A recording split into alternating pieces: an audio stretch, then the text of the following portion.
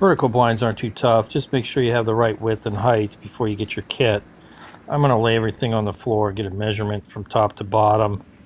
The bracket that mounts to the wall has a little piece on it that the track clips to.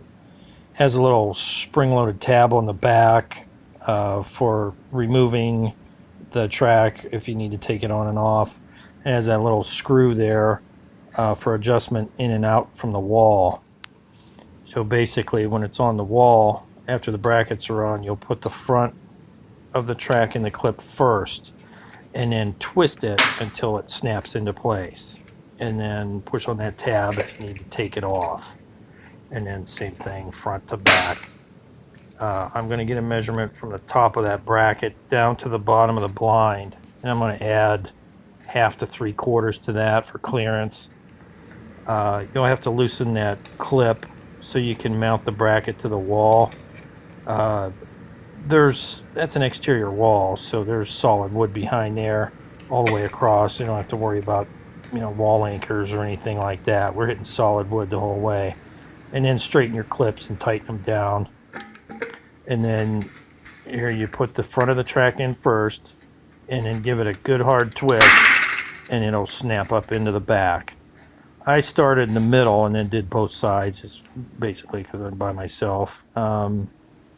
And then the blinds themselves are kind of concave, so one at a time from right to left, making sure they all overlap the same way, and just push them into place. They just snap right in there.